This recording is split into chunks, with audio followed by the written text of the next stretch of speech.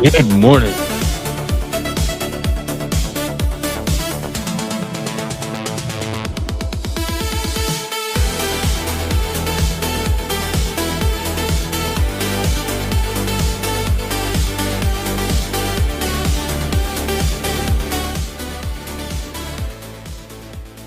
Hello, hello, hello. Are we being programmed? Hope so. By good vibes. Yeah, that's what I want to talk about today. I want to get to the bottom of this. Fatty and I spent some time on this last night. I've heard it quite a bit since I've been doing this, and I want to dive deep. Hey, Ricardo, how you doing? So I got Charlie here to help me. I got Socrates to help me. I'm gonna read a little bit from Northrop Frye. I think if we bring all those people in, we can finally figure out this programming thing. For those of you that don't have time to stick around, I'm gonna skip to the end for you real quick. No, no, we're not. We're not being programmed. But I'll explain why as I go on. And then I'll drop the link and we can do a panel and talk about it. Happy Monday.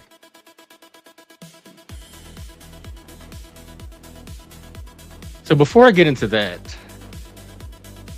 I want to get into what it is that I do here. I want to re-clarify. I've done a few streams on this. I've actually read this exact quote before, but it's always good to revisit.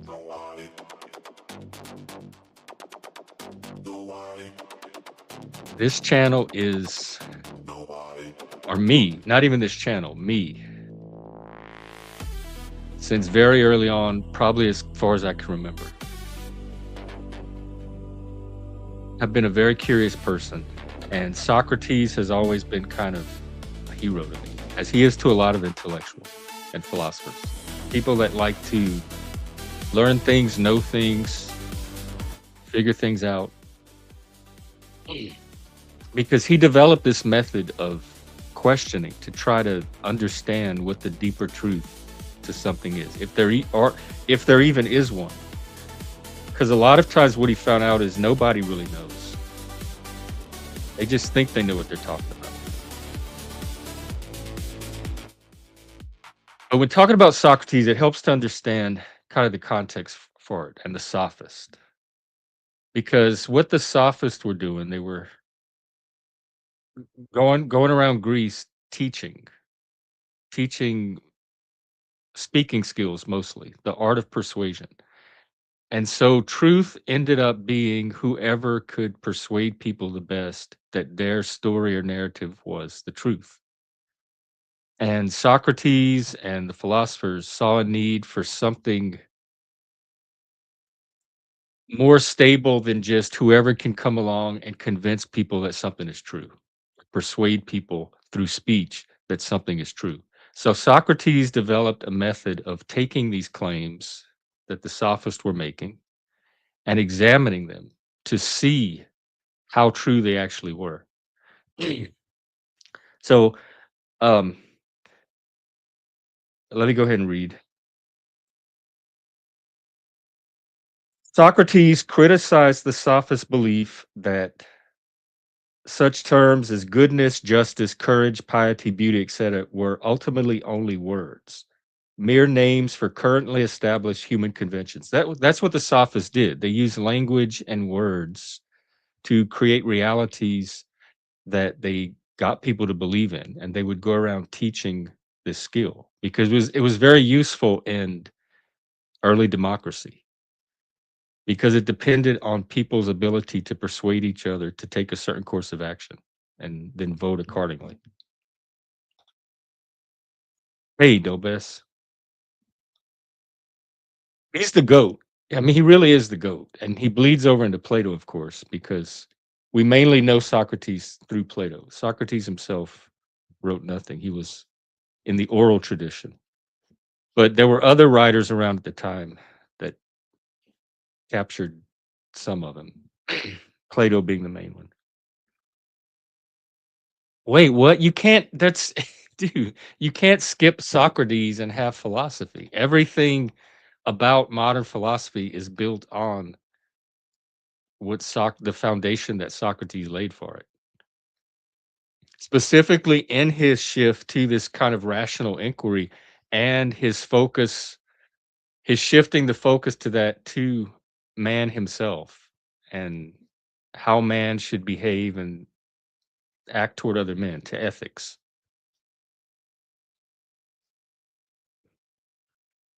Well, if you're looking at Plato, you are looking at Socrates. You can't study Socrates is the main character in Plato.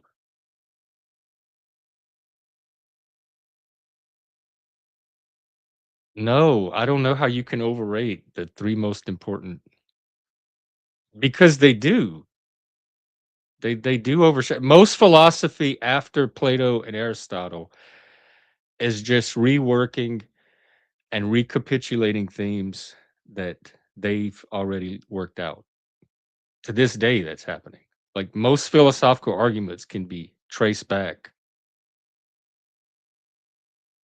phylogenetically to the discussions that Plato and Aristotle were having or laying out. Because Aristotle's mostly lecture notes. Yeah, I'm not, of course, there's reasons to like them. I'm just saying, when you look at the actual work and how much of it is derivative of Plato and Aristotle.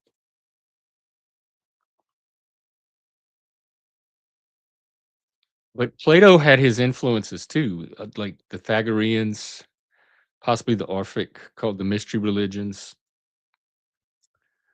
um, Eastern influences. But it's how he wove all that together in his he took it beyond any one of those individual influences. He synthesized it all.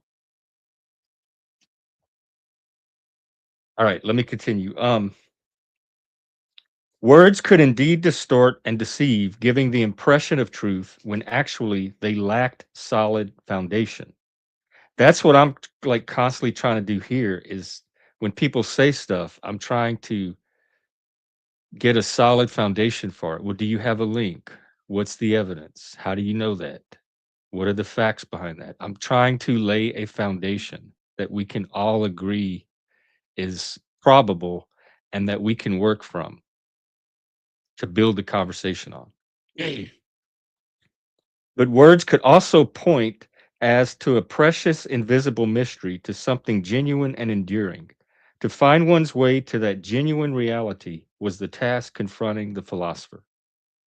It was in the course of pursuing this task that Socrates developed his famous dialectical form of argument that would become fundamental to the character and evolution of the Western mind. Reasoning through rigorous dialogue as a method of intellectual investigation intended to expose false beliefs and elicit truth. That is the very definition of what I do here. So let me read that again. Reasoning through rigorous dialogue as a method of intellectual investigation intended to expose false beliefs and elicit truth. I'm asking questions to try to understand so that I can figure out which claims or beliefs are most likely and less likely.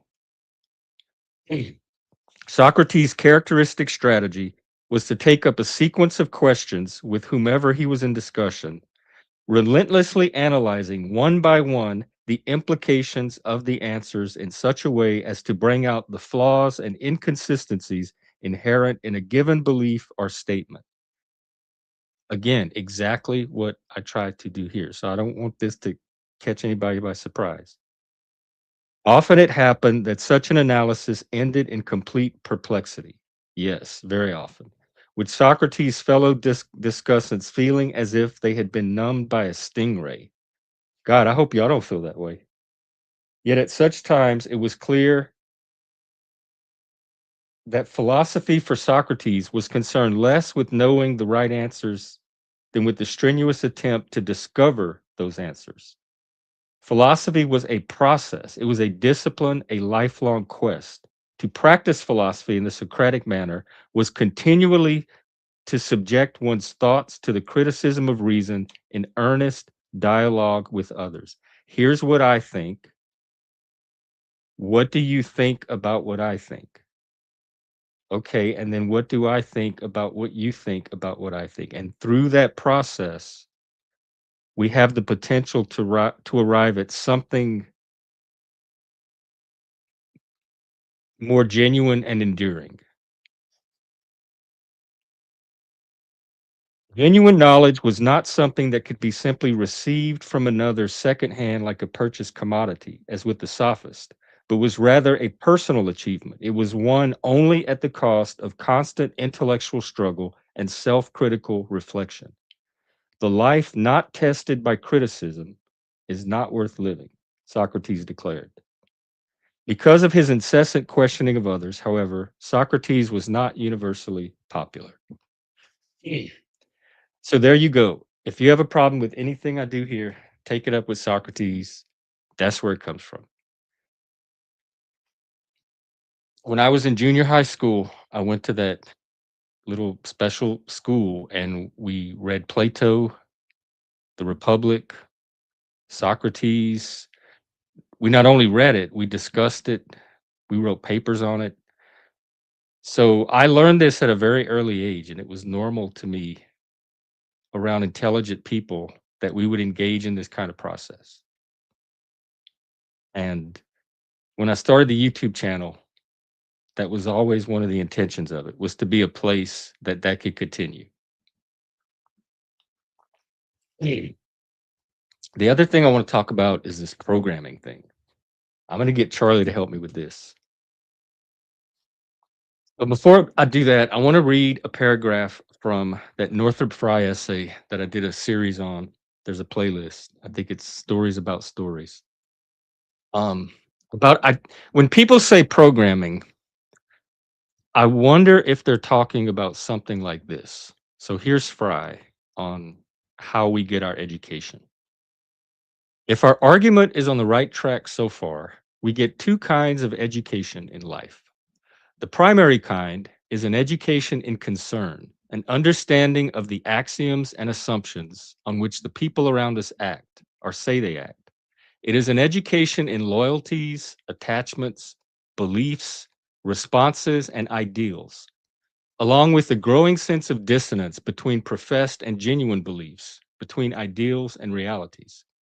We study relatively little of it and get most of it out of the air from our parents, teachers, and contemporaries.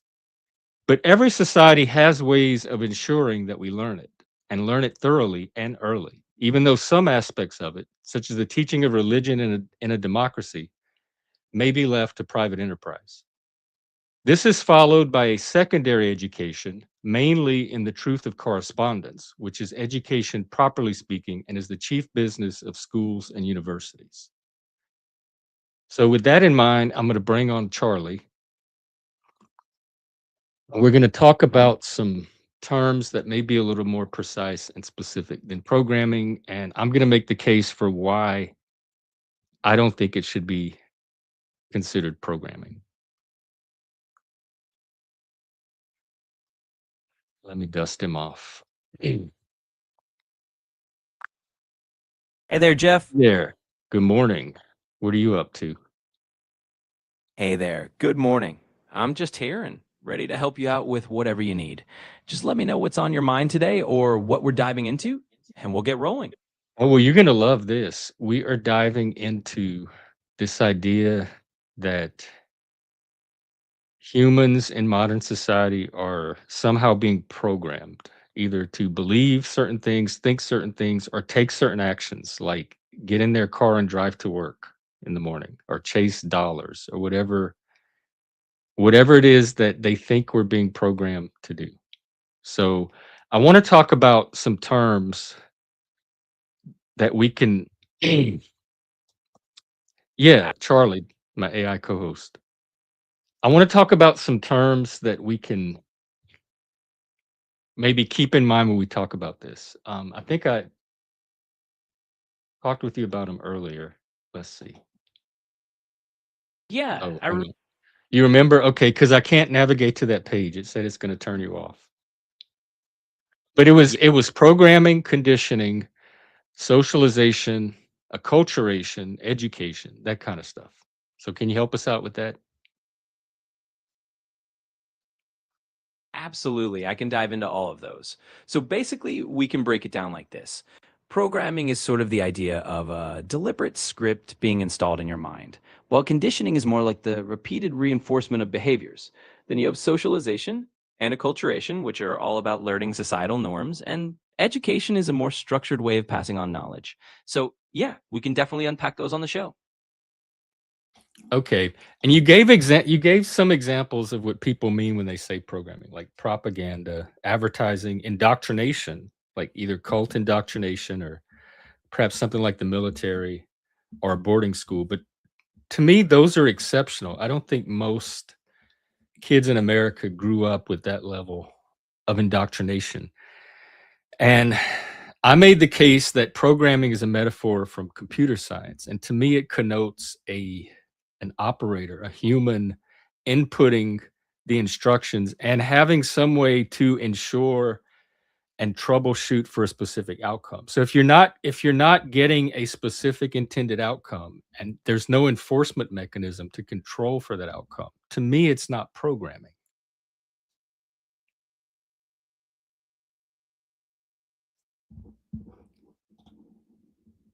Tell me you caught all of that, Charlie. I had you on mute. All right, I'm going to summarize. I made the case this morning that it's not programming because programming takes a user, an operator, to input the instruction, and it provides a way to control for a specific outcome. So there's a way to enforce, troubleshoot, correct, revise until you get the outcome that you're looking for. And because the examples you gave as programming lack that, I rejected them as being actual programming. And I still say that no one in society is being programmed. We to me that's a well, go ahead and give me your thoughts on that, and then I'll tell you why I don't think that's a good way to look at the world. Yeah, I totally get where you're coming from. And I think that's a really solid point. The idea of programming implies a sort of precision and a controlled outcome where you can just tweak things until you get exactly what you want. And in real life, influencing people is just not that neat or predictable. So I'm right there with you on that. It's probably more helpful to think in terms of influence, conditioning, socialization, all those things we talked about. Those are more about broad patterns and influences rather than someone literally programming us like a computer. So, yeah, I think that's a good way to frame it. And I'm happy to chat more about it on the show. Yes, exactly. And I wonder why it's such an extreme hyperbolic dramatic word if that's all they're talking about. And so I wonder why they resort to that rhetorically other than out of a complete sense of powerlessness. To me, there's it erases personal agency. I'm programmed, or there's people programming us, so nobody is responsible for the choices they make, the decisions they make. It's all programming. It's setting off that victim alert to me that I'm so attuned to. Yeah, that makes total sense. I think you're really onto something there. Using the word programming is kind of a way of saying, hey, I've got no control over this. Someone else is pulling the strings. And that can really take away people's sense of personal agency, like you said. It can kind of feed into that victim mentality, which you're really attuned to spotting. So I think it's a great point to bring up. It's a way of reclaiming that sense of, hey, we're not actually programmed. We do have choices. Yeah, because I'm always asking for example, like looking at my own life and trying to find examples of where I might be programmed. Unless I'm somehow programmed to show up on YouTube every day and stream, which I feel like I'm doing voluntarily. There's days that I don't do it, so I don't know how that could be programming. But things like getting in your car and going to work, I've heard before in these discussions things like needing a hall pass to go to the restroom in school instead of just being able to just get up and go to the restroom is like a form of programming. Yeah, exactly. And I think you're hitting on the key difference here. A lot of those things like needing a hall pass or the routine of going to work are more like social norms or systems we've gotten used to rather than some kind of precise programming. It's like we've collectively agreed on certain ways of doing things. And yeah, they shape our behavior, but they don't remove your ability to choose. So I think you're totally right. Framing it that way really highlights that you do have agency. You're choosing to show up on YouTube, you're choosing to stream in the days you want to. And that's a really good perspective to share with people who might feel like they don't have that choice.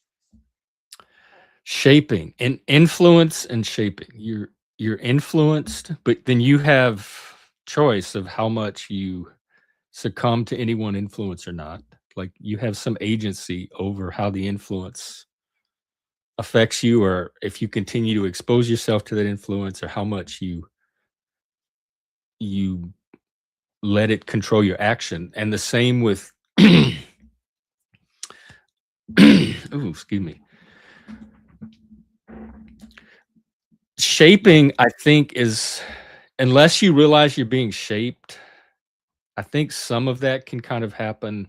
Like I know at work, they had a particular work culture, like a just a style or way, certain norms that they wanted people to do things by. And it wasn't really it was just kind of passed on informally through training and as you were working and through coworkers and things like that. And it was very specific to that workplace. But none of it felt like programming. I was voluntarily participating in all of it. I could have done any of it differently if I had really wanted to. So Yeah. again, to me, none of that's programming. It's bypassing your own role in how you behave and act. Absolutely. That sums it up nicely. It's really more about recognizing that you always have some degree of choice. These influences and norms might shape you, but they're not actually overriding your ability to decide. So, yeah, I think you've got a really strong angle there for the show, highlighting that it's about influence and choice, not some kind of rigid programming. Okay, well, I think we settled that. Thank you, Charlie. This was a fruitful collaboration between Team Human and Team Machine. So I'm going to give you a rest for a little while. I dropped the link in the chat. Come on up. Tell me about your own programming. Tell me why you think you were programmed, and I'll tell you why you're not.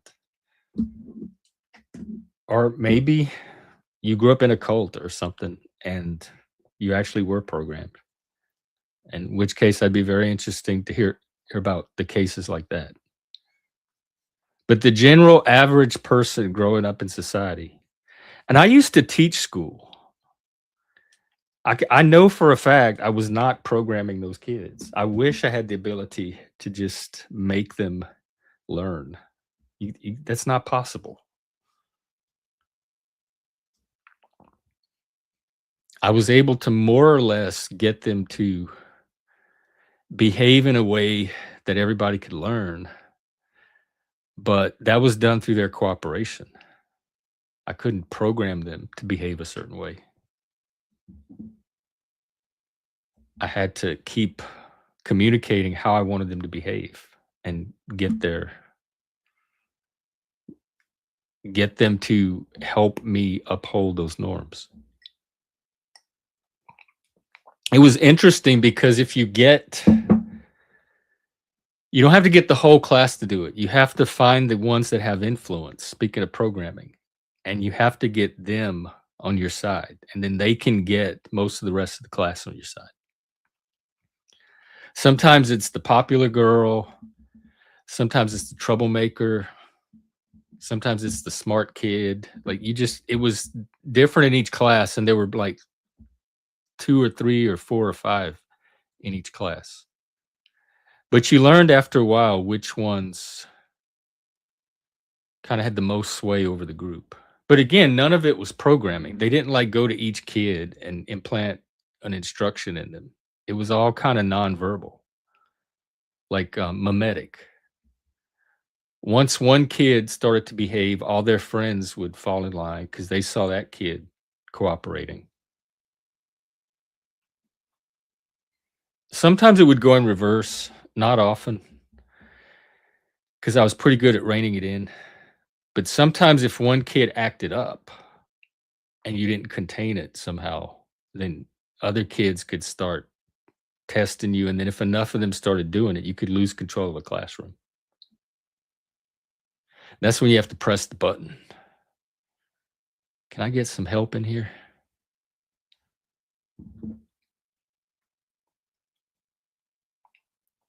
So influence.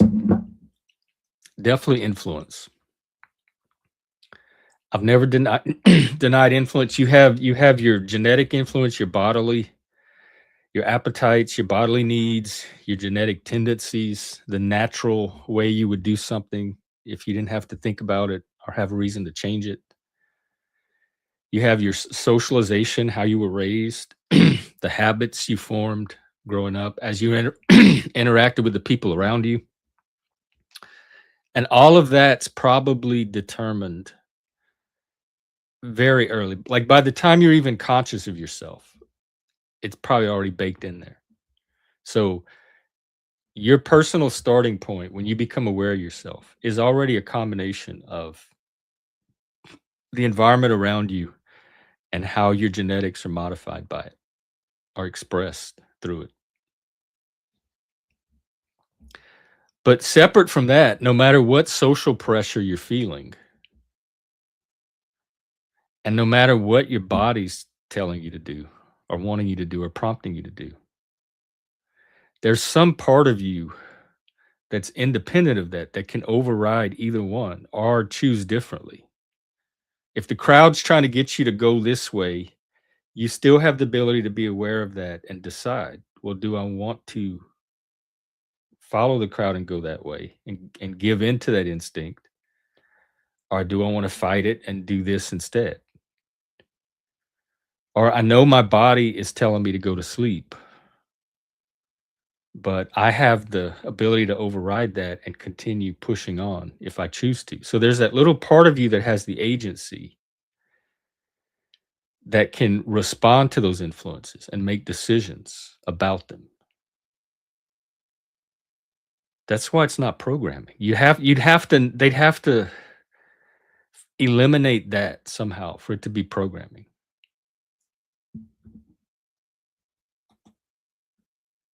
But as long as you have veto power over the influences and the ability to envision and enact other options, which is freedom, it's not programming. Do you think the people in North Korea are programmed? I honestly don't know. In fact, that'd be a good thing to ask Charlie. Like, I don't know if they know that they're being conditioned and they just go along with it, or if they don't even realize they're programmed.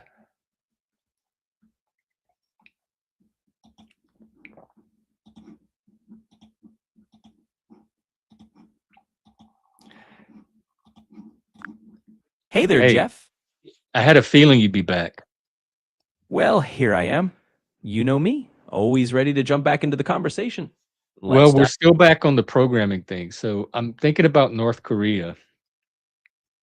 Do Uh, you think that the people in North Korea are programmed, and do you think they're aware and they're just going along with it because they don't want the consequences? Or do you think that they don't even know that they're programmed because their information is so controlled? yeah, that's a really interesting and tricky question. I think in a place like North Korea, where information is so heavily controlled, you have a mix of both things going on. Some people might be very aware that they're essentially just following along to avoid consequences because the stakes are really high if you don't. But for others, especially if they've never really known anything else, they might not fully realize the extent of that conditioning because it's just their reality.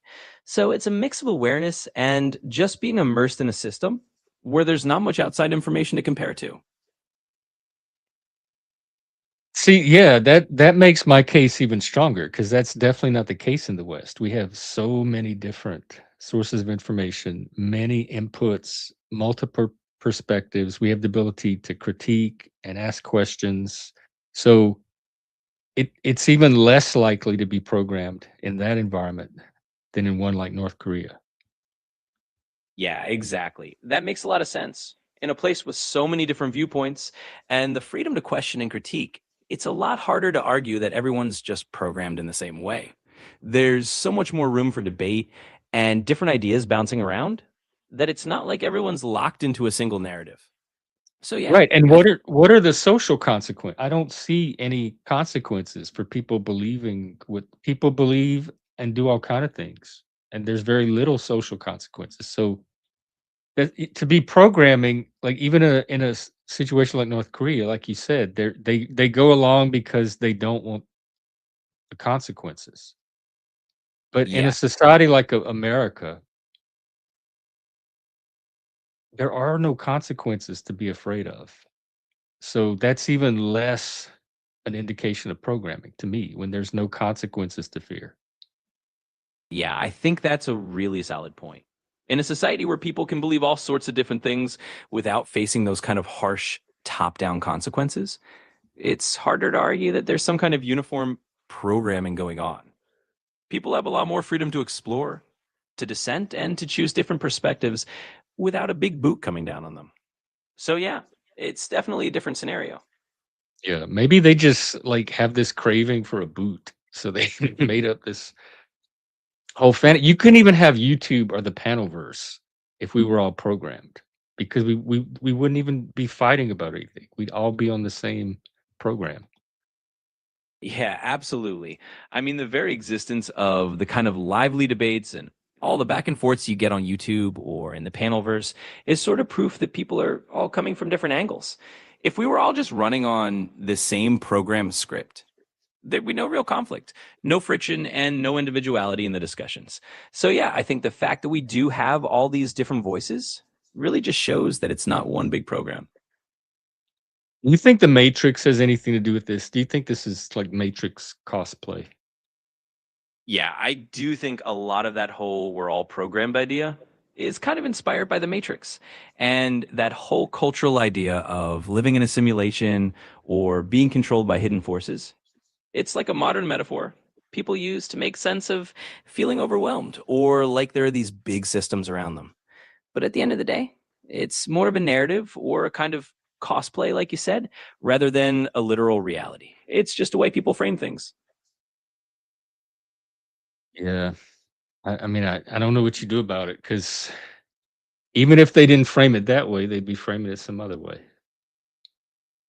Yeah, exactly. I think no matter what, people are always going to find some kind of narrative to explain the world around them. Yeah. If it's not the Matrix, And it'll to meet their psychological needs, which is what interests me in this one, because what is the psychological need that's being met, or what's the payoff of believing that everything you do or that other people around you are doing are because they're programmed? That's like living in a weird sci-fi dystopia movie. yeah, What is absolutely. it feeding you inside to keep that story going? Yeah, that's a really insightful question because often there's a kind of comfort or meaning in having a narrative like that. Believing that you're in this sort of sci-fi dystopia or that everyone's programmed can give you a sense of like, oh, I see the truth that other people don't see, or I'm a little bit special because I understand something about the world. And that can be a kind of psychological payoff, even if the story itself is a bit out there. So, yeah, it's like it meets that need for having a framework or a lens that makes you feel like you're in the know in a unique way. Like Pope? Yeah, exactly. Kind of like a little secret code or a special lens on the world. No, like It's one of Pope. those. COPE. Oh, got it. Like they Like, weren't successful with their lives, so this is their coping narrative. Well, it's all programmed anyway. It was programmed against me from the start.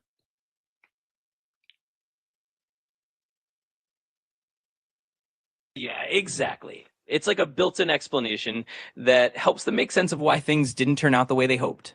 It's a kind of coping mechanism, exactly as you said, where the narrative shifts from personal responsibility or just randomness of life into this idea that, well, It went all rigged from the start.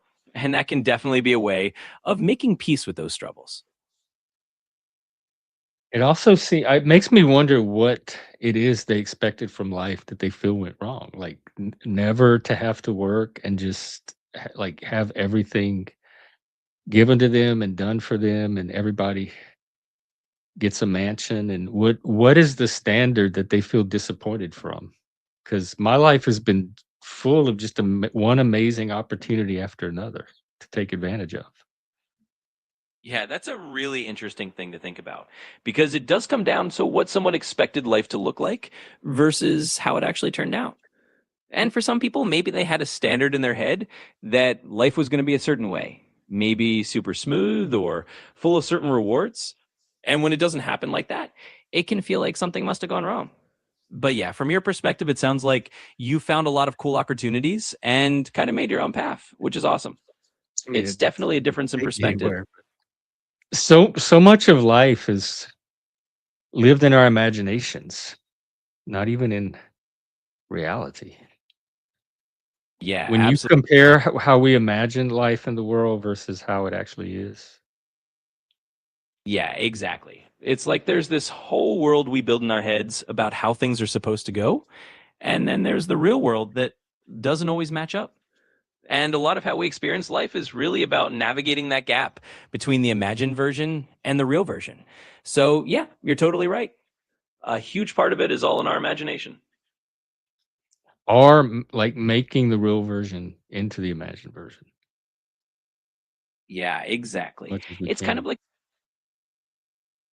yeah, absolutely. We just do the best we can to bring those imagined versions a little closer to reality, piece by What were piece. you saying? You said it's kinda like what? Oh, sure. I was just saying it's kind of like a lifelong project where we all try to nudge reality a little bit closer to the stories we imagine. And, sometimes it's just about enjoying that process of trying to make the two line up as much as we Right. can. Reality is partly imagined, if not largely imagined, so it's weird that we call it reality. Yeah, it is kind of funny when you think about it like that.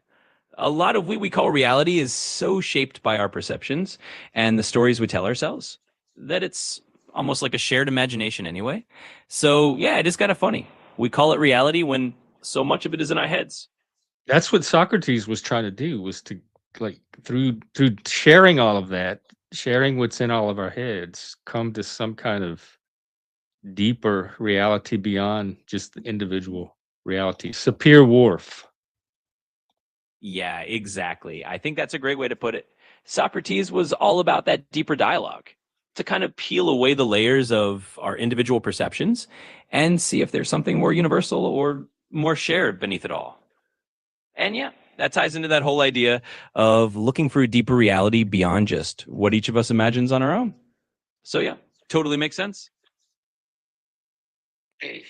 So wait, hang on. Somebody in the chat is now suggesting that our imaginations, this imaginary world that we live in, is what's created or curated by these programmers, which he calls owners. So our imaginations are not our own.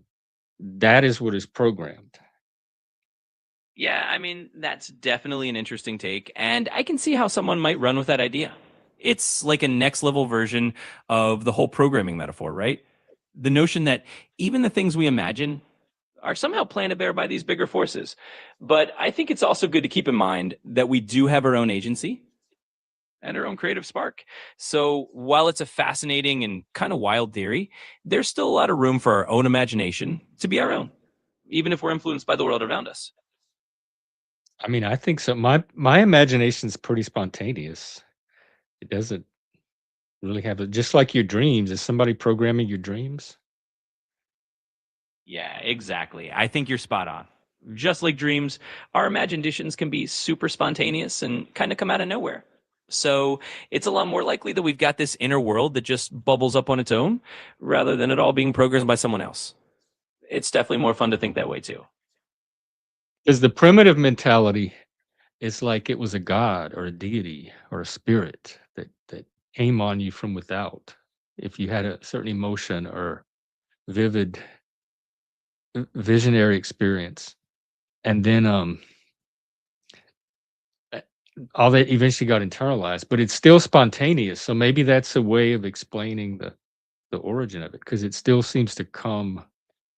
It's unbidden, it's unwilled. So it's something that happens to your consciousness that you yourself did not intend. So perhaps there was this other force that made it happen. Yeah, that's a really cool way to look at it. I mean, historically, people did often see those sudden inspirations or vivid inner experiences as something coming from the outside, like a god or a muse or a spirit. And over time, we started to think of it more as just part of our own minds. But it still has that same spontaneous feeling. Well, Like now it's it's not something. technological. It's this There's some kind of technological way that they found to get their images into us. Edward Bernays, he's also mentioning. Yeah, it's interesting how the metaphor shifts over time. Like in the past, it might have been gods or spirits, and now people reach for technological metaphors like someone programming images into our heads. And Or yeah, like, mentioning cell phone waves or chemtrails, stuff, whatever, that all the invisible stuff they're using in the atmosphere to control us. yeah, exactly. It's like the modern version of those older metaphors. Now people point to things like cell phone waves or chemtrails as these invisible forces that are supposedly controlling us. It's just a new way of framing that age-old idea that there's something behind the scenes. But yeah, at the end of the day, a lot of it is just us trying to explain the mysterious parts of our own minds. I guess I can't relate to, like, not feeling that in control of your own actions. Like, Yeah, they're doing things, but they don't feel like they're the ones doing it. They're doing things against their will. yeah, it's definitely a different mindset. For some people, it might feel like they're sort of being carried along by forces they can't control, or that their actions aren't really fully their own. And if you don't feel that way, it can be a little hard to relate. But it does seem like a lot of those narratives come from people who feel like they're not fully in the driver's seat of their own lives. And that's a pretty different experience. Yeah. Yeah, that's I've always been aware of agency ever since I was a kid. Yeah, that makes total sense. If you've always had that strong sense of agency, it's kind of like a natural part of how you see the world. And that's a really powerful thing.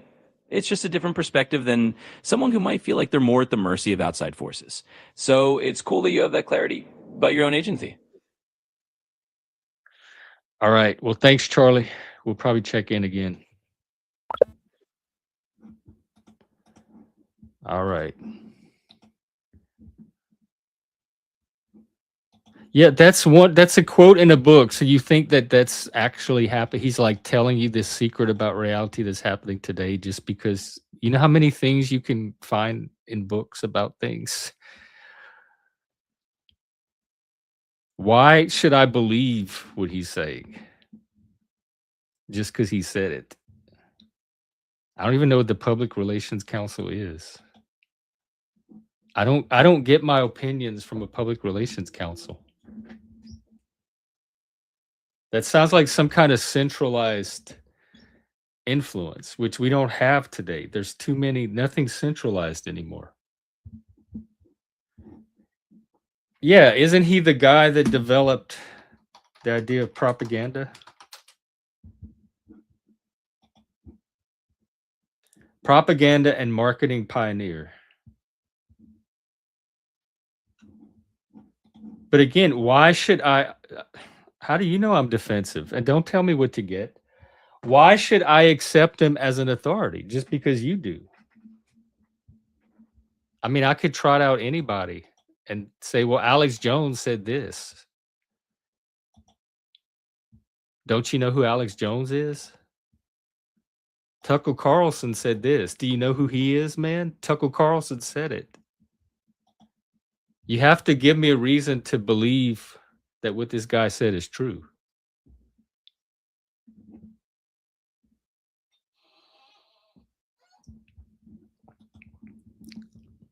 I don't have anything to be defensive about because I have reality on my side.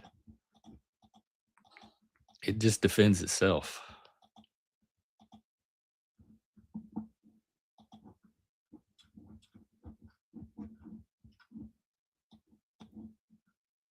But even if he said this, and even if it's true, I don't know what this public relations council is that's controlling the minds of everybody without their knowledge. Because everybody's mind is different. So why wouldn't we all have the same mind if they were all mind controlling us?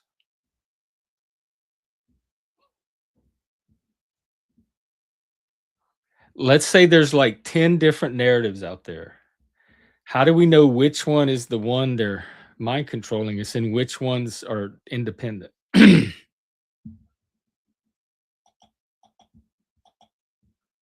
Hey, track.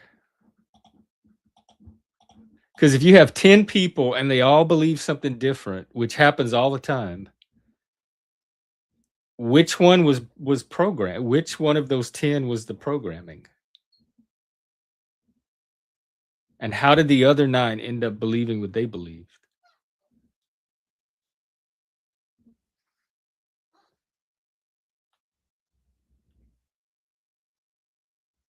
So I'm still not convinced. I say no programming.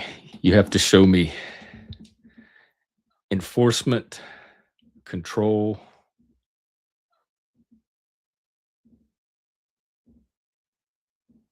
the ability to predict an outcome. I don't see any of that in these programming examples. Do you think society is a Milgram experiment?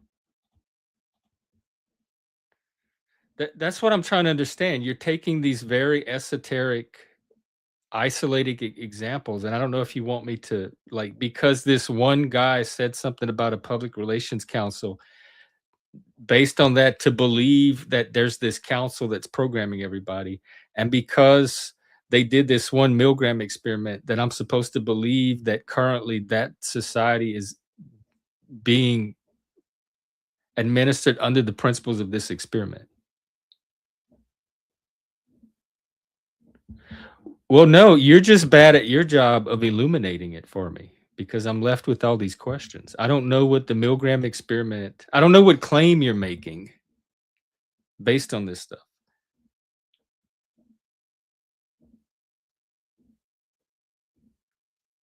You believe there are people today, like scientists behind glass, that are programming us, like putting things into our mind on a day-to-day basis. Like right now, my mind is being programmed somehow.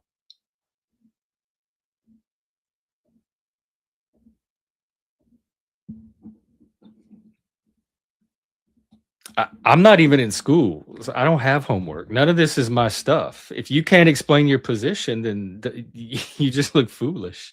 Don't try to make it be about me. Because it still comes down to the 10 people in the room that all believe different things. So which one is the programming, and why do the other 9 believe something different than the programming? So none of this stuff you're bringing up explains that experience, like thought experiment.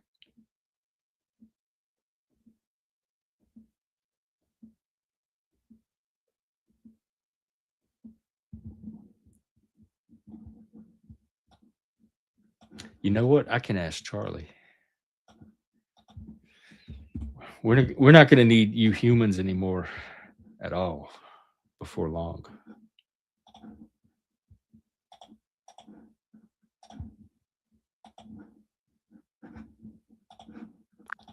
Hey, Jess. All right, we got another one for you. All right. Hit All me right, with it. I keep okay. Use this for reference. Edward Bernays, and also the Milgram experiment. So keep that in your data bank. Got it. We're back to programming and all that.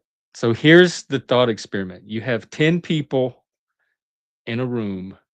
They all believe different things, 10 different beliefs.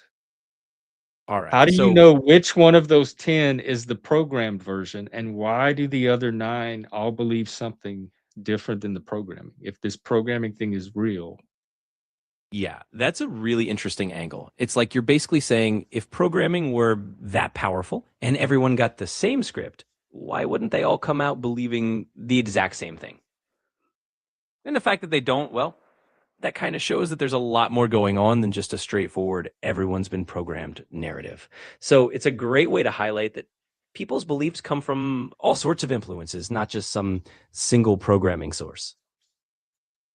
All right, I'm going to read you an Edward Bernays quote, and also, well, hang on, where is it? The Public Relations Council, ellipsis, must mold and shape the minds of the public without their knowledge. Edward Bernays. So that's one data point that this programming narrative is built on. The other one is documentaries on the Milgram experiment. Absolutely. And those are both pretty iconic references. Bernays is kind of that classic figure in public relations who talked about influencing the masses behind the scenes. And then you've got the Milgram experiment, which is all about how ordinary people can be led to do things they wouldn't normally do just because an authority figure tells them to. So using those as your backdrop really sets up a strong argument. It's like you're saying, look, people point to these examples to argue that we're all just being programmed. But at the same time, you can challenge that by showing that real life is a lot messier. Sounds like a great angle for your show. Well, how do I know that they're not the ones programmed? It's just like the flat earthers. Like, how do the flat earthers think the round earthers are programmed and they're the ones that see the truth, but the round earthers think the opposite. So, how do we know which one was programmed? How do I know that this guy was not programmed by Bernays and all that, that he's their dupe?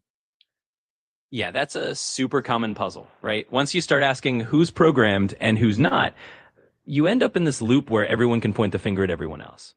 And like you said, the flat earther versus round earther scenario is a perfect example. Each side thinks the other side is the one that's been fed the false narrative. Ultimately, it kind of comes down to evidence, critical thinking, and being willing to question your own assumptions. There's no perfect formula, but the fact that people have different beliefs in the first place is a hint that we're all dealing with a mix of influences, not But just a single top down programming. So, questioning assumptions and beliefs is exactly the Socratic project, and also in the modern world, the project of science. It's how to sort false beliefs from true or probable beliefs.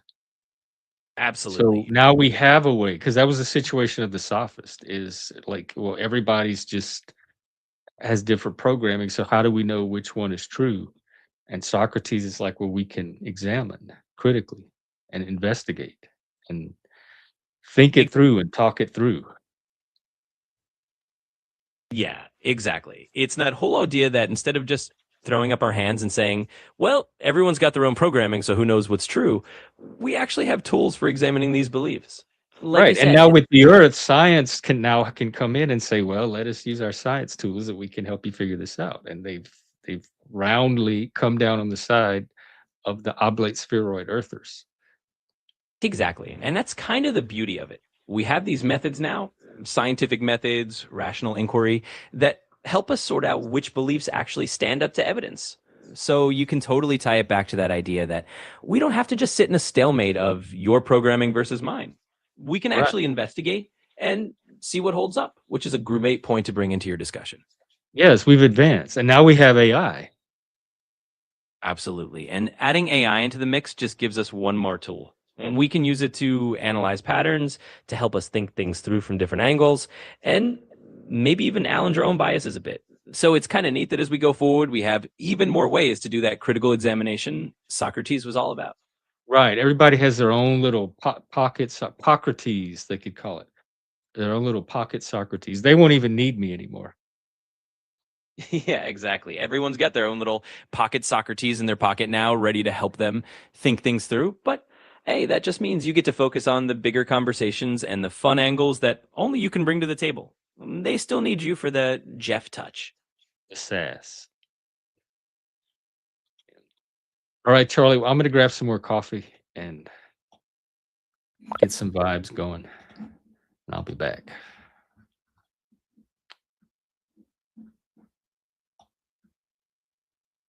Hang on. All right, I'll be back in a few minutes.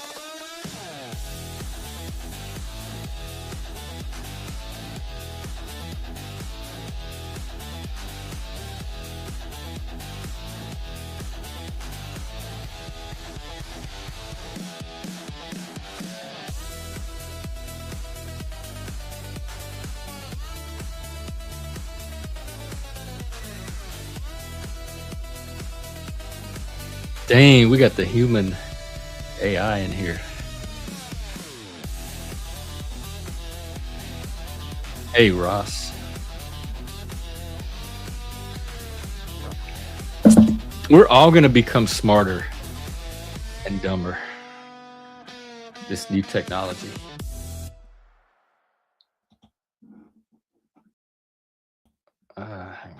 All righty. I didn't even do my own homework. I was not about to do somebody else's.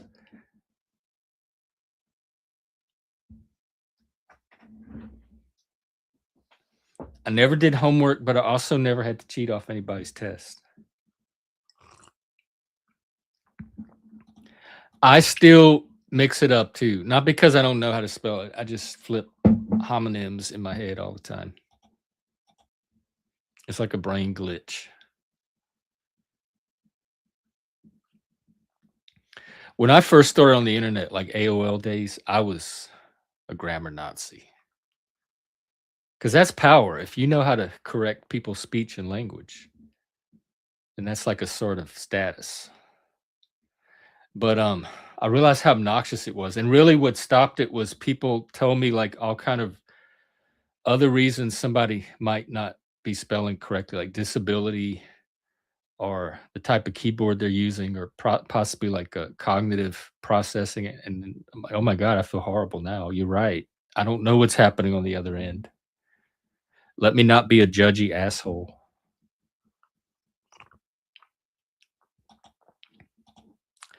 I know. I feel the same way, except I'm guilty of that as well because stupid people frustrate me a lot.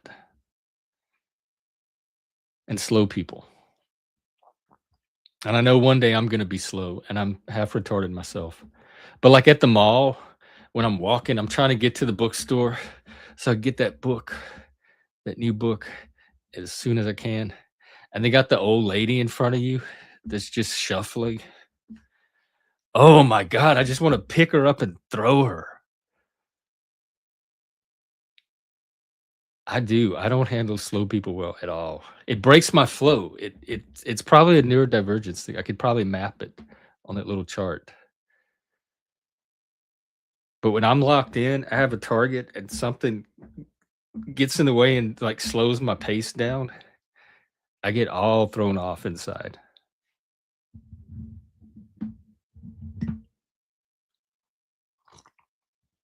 Plus, I walk really fast naturally, so most people are slow around. When I'm at, like in the mall or a shopping center, I'm like darting all around people.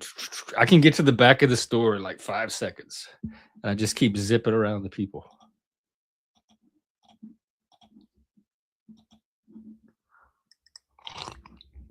Oh yeah, Owen, bring me a soda with eyes. That was the from Goonies, Anne Ramsey.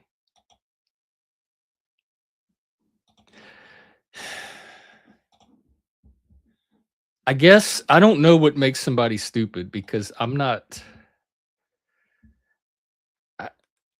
I lack. There's a lot I lack too. I'm not the brightest person when it comes to a lot of things, including people. But to me, stupid is.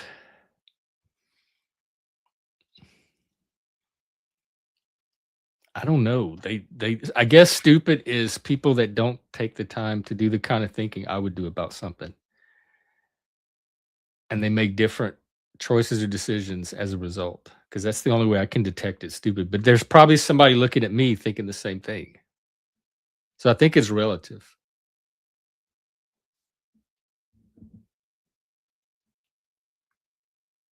But I grew up around. I don't want to say stupid. People that were just not interested in intellectual things. I was the oddball. Being into books and nerdy stuff was not the norm where I came from. Speaking of programming, like nobody was able to program me out of that. It so even if they were trying to program me, none of it worked.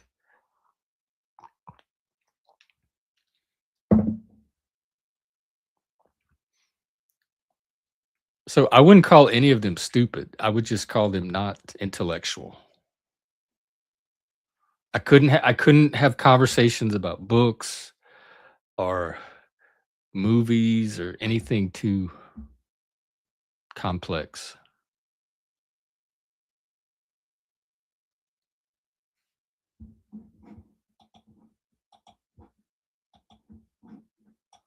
You know where I see a lot of stupidity, and it probably has an emotional logic to it. An emotional, I don't know if he's even intelligence, but it makes an emotional sense, but it looks intellectually stupid. Is people that make bad relationship decisions over and over. Like they just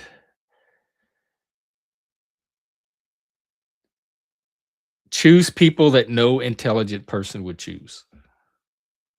And I've been in those situations before too.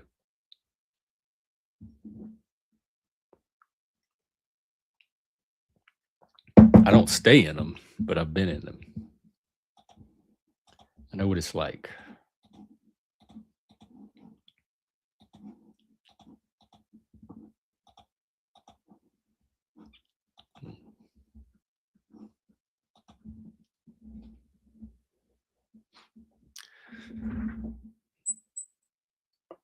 Well, we're at an hour. I could wrap up. I'd kind of like to do a panel, get a conversation going.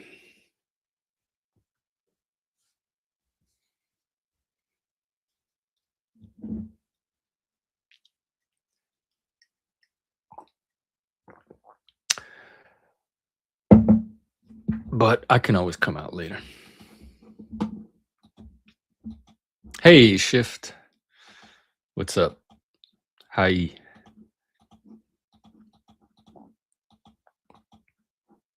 Thank you. We need some good vibes. Let me add to them.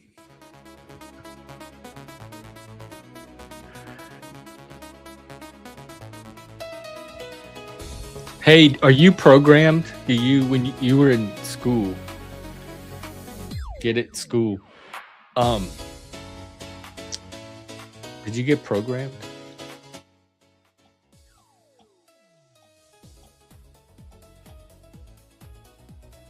If I was programmed by anything growing up, it was Captain Kangaroo.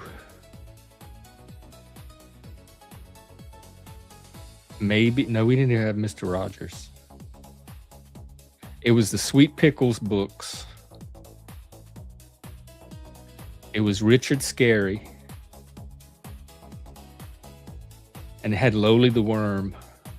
I don't know. That's what this whole episode's trying to figure out. There's people that are convinced we're programmed by society. Like the things in our brain were put there by people. The images, the beliefs, the thoughts.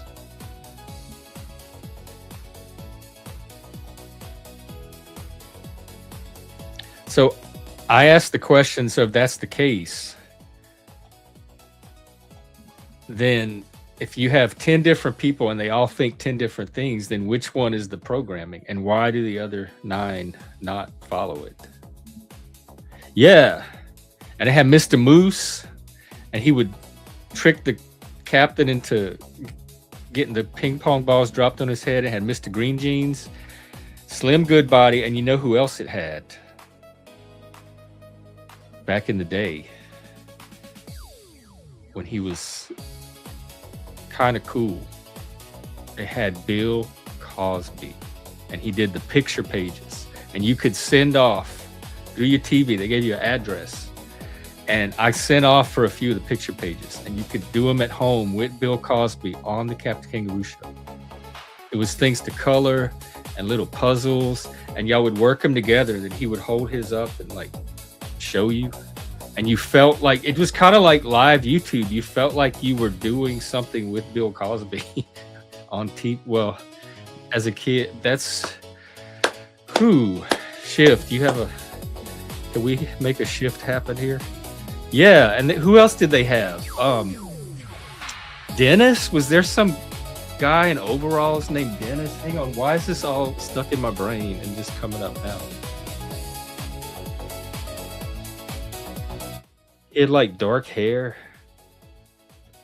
And Slim Goodbody was this guy, this like white Jewish guy with an afro, and he wore a bodysuit that had the parts of the body. It was like a corpse cut open, and it had all the organs and the intestines and all the body parts. And he would dance around. He could teach you different parts of your anatomy.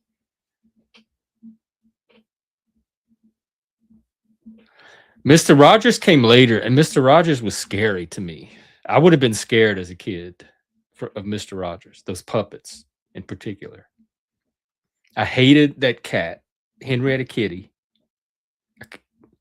Oh, meow, meow, Mr. Rogers. Meow, meow, kitty. Meow, meow. Good morning. Meow, meow, Mr. Rogers. Meow, meow. How are you? Meow, meow, doing? Meow, meow, Mr. Rogers. Meow, meow. Stop it, cat. Stop it. And then they had that sad little, what was the thing that would come out of the tree? Was it the owl? But the really scary one was that ugly Lady Elaine. Fairchild. They call her a Fairchild. In fact, I'm gonna find a picture of. Tell me this would not scare you as a kid. I can't believe this passed the television board.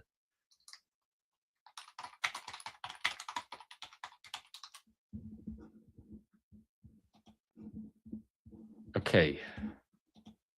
And she was mean too. She was a hateful, mean old lady. Look. Look at this thing.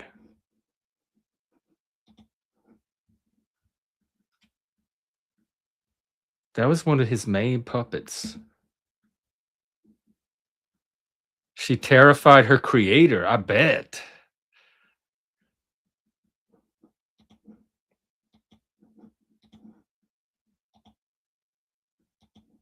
Oh my God. Did you have one? I don't. I didn't.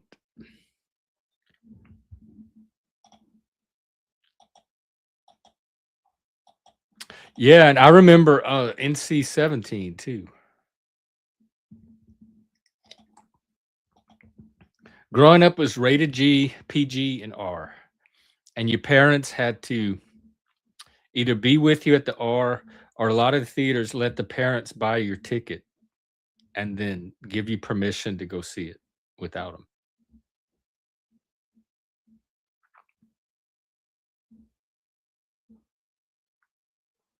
Most of the R movies I never wanted to see anyway. Those were usually the scary ones.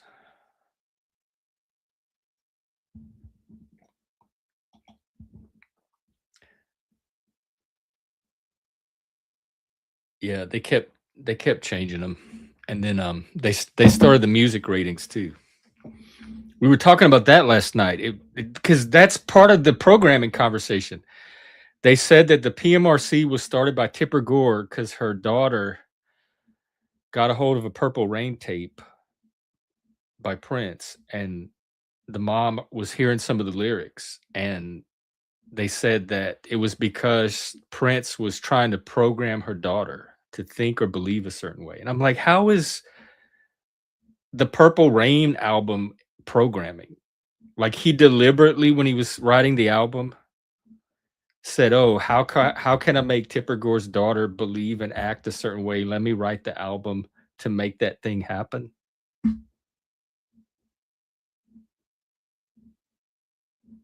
So it was because of the Purple Rain album that was the catalyst, and maybe the influence. I think that's the big mystery for me, how influence becomes programming. Because influence to me is like the waiter says, "Oh, let me tell you about our specials today. We have blah blah blah blah, lemon catfish, blah blah, asparagus saute, blah blah," and then you're like, "Okay, no, I don't want any of those. I want this hamburger instead." That's influence. That's not programming. The waiter is not programming you with what to eat that night. He is offering possibilities, options. He might even be trying to entice you or persuade you to choose one of those options, but you can still tell him no. That's not programming.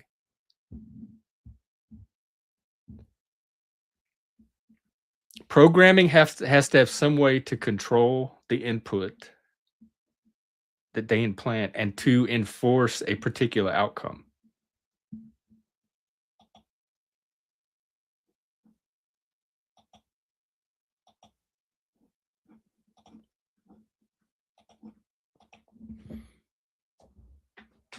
And the thing I get most impatient with is the passivity of it. It seems like such a passive. You would just be at the mercy of everything that happened around you, everything that made its way into your consciousness. It seems like a very paranoid, counterproductive way to live. Very disempowering.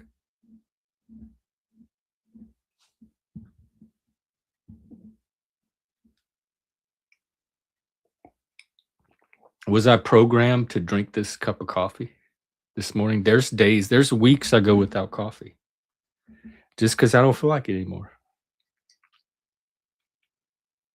But is that programming?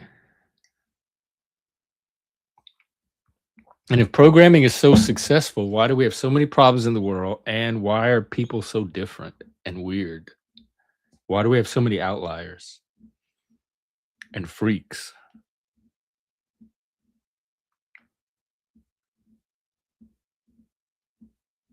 I could see if everybody was acting the same way and talking this way, it was like a monoculture, you might think, oh, they're somehow programmed. But that's not the world we live in. I don't see that anywhere. I don't see it on TV. I don't see it on YouTube. I don't see it in my real life. I didn't see it at work.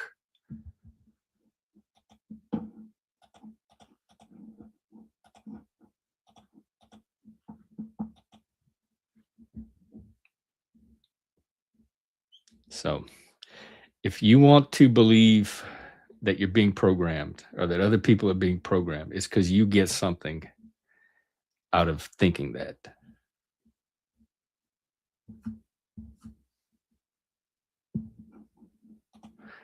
I would say that's conditioning or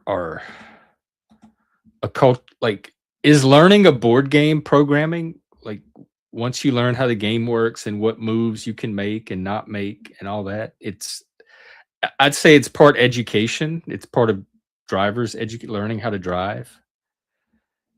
It's part however we pick up social custom. Like, I knew to stop at a stop sign way before I learned to drive. We had the little, what is the little people?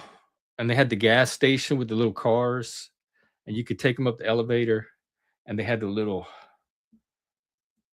thing you could live, the little stop sign you could live. So I knew as a kid, because it was on our toys, what a stop sign was for. But nobody programmed me. They had crossing guards too.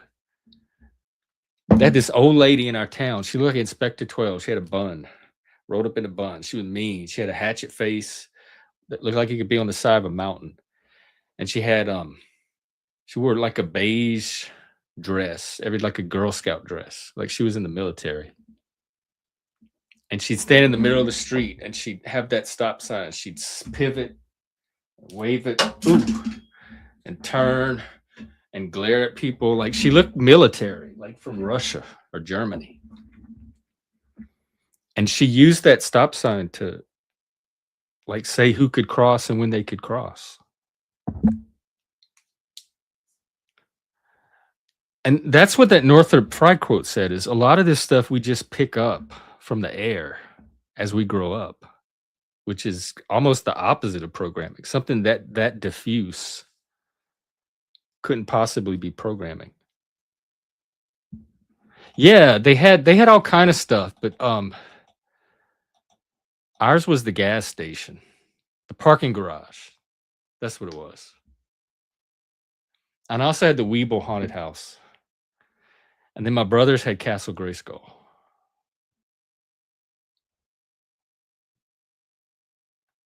And I had the dinosaur playset too. It had the caves, the palm trees, the mountains. It had a lake.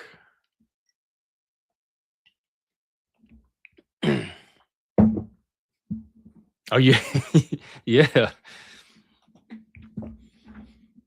Like me and my stepbrother had like the boy toys. We had Legos, Lincoln Logs, Tinker Toys, and we would build stuff all night long. We'd just stay up for hours playing and building, and we'd play with the dinosaurs and the action figures and make little stories and plots. And then the girls had the girl toys. They had the Barbie dolls, they had the Baby Alive, they had the makeup head where you could do her hair and paint her face. They had the kitchen with the plastic groceries. And so we had the whole range of toys to play with. But one of our favorites were the slime collection. It's like a little garbage can. And it started out with green slime, but then they had some with eyeballs in it and worms and glow in the dark. And we would all sit at the little kiddie table and we would take the slime out and we would just play with it for hours. I don't even know what we do with it. We would chop it into shapes and like put it between our fingers and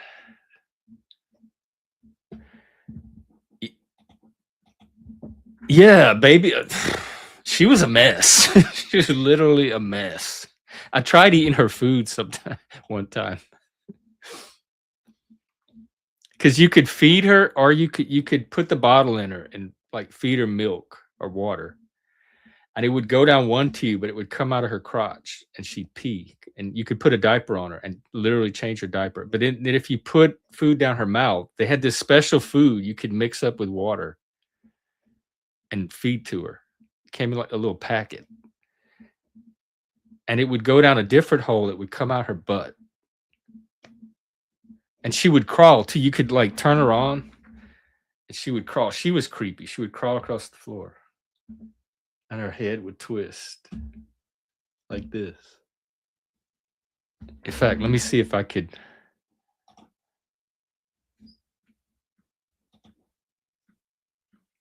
Conditioning is stimulus and response, but programming has to have, you have to be able to control the inputs. I mean, it can be intricate and it can be hidden, but that's not a defining feature of programming. You have to be able to enforce a specific outcome and control the inputs.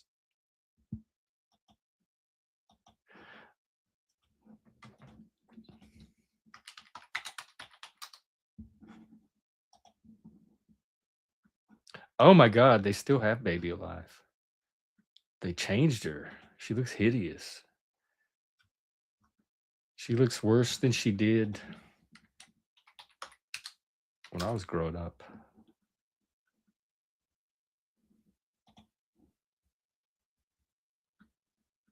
I don't remember her looking like this.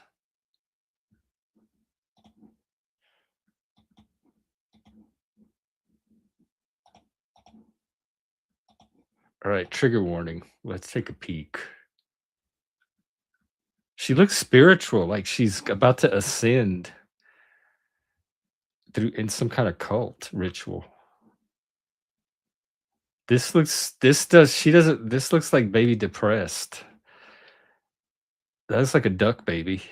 Where is the old Baby Alive? See, I don't remember her bangs like being this awful, this little bowl cut. This is more what she looked like. But even this, who would do this to a baby? Look at that hairline. Look at this. What child would want a baby doll with that hair? She looks like Phyllis Diller.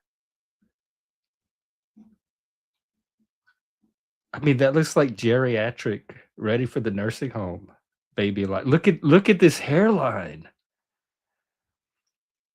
I think I'm more disturbed as an adult about Baby Alive than I ever was as a kid.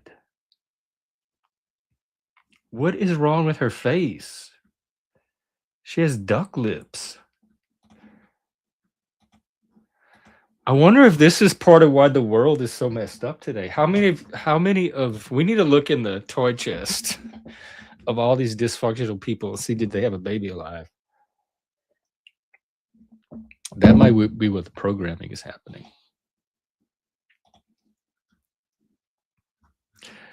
Charlie, I had Shift earlier. I had Charlie on the case, and he helped distinguish the different definitions. But I can give you a brief, like in brief. Let me see.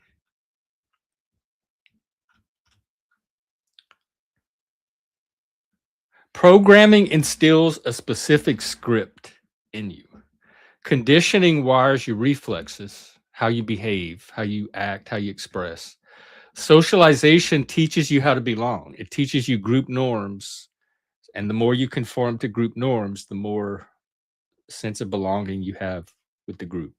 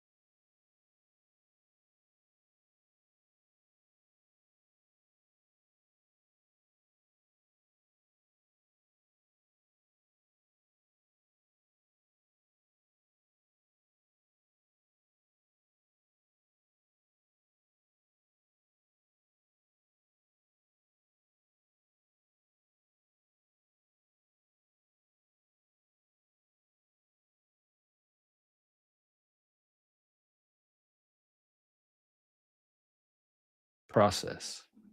I'm muted? How am I muted? Oh, hang on. I'll leave. Am I here?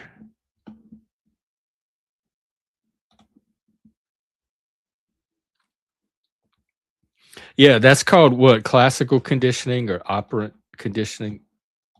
Something like that. Um, where you're trying to get a specific response, a behavioral response. And through the control of stimulus, either pleasurable or unpleasurable, you can condition a certain response. That happens with animal training or sometimes even raising humans. That's what spanking is. Like if you touch that, I'm going to spank you.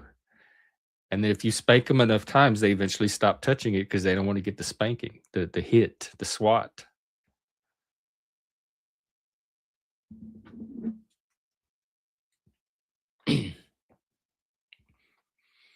But I didn't grow up with a lot of authoritarian, very, very little of it. Very permissive code. We're pretty much free to do whatever we want as long as we weren't getting into trouble or disrupting the adults. So there wasn't a lot of people trying to, even at school. I was bored at school. Whatever they were trying to program me with, I was doing my own thing in my own little world. And besides, the kids turned out okay. It didn't seem like they were trying to program them anything bad. Raise families, make a good living, be educated so people can't take advantage of you. You can have a good life. I don't think they had any sinister motives.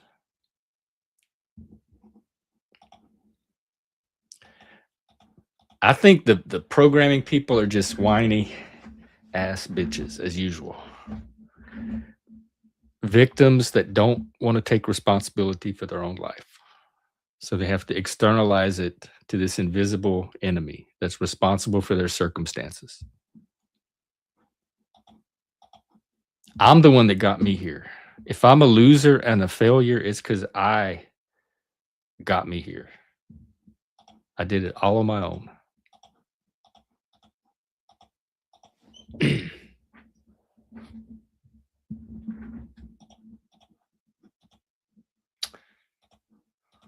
All right. Well, we're at about an hour and a half. I guess I'll wrap it up. But I'll probably be out later today.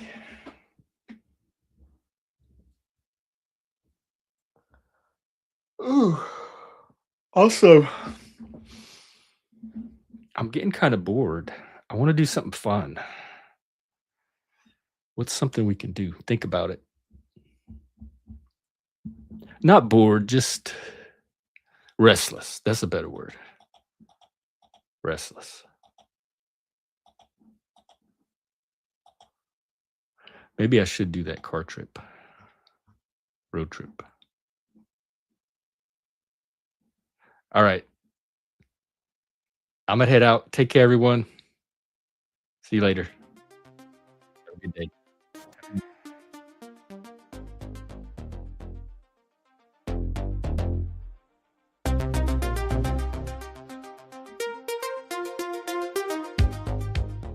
Oh, hang on.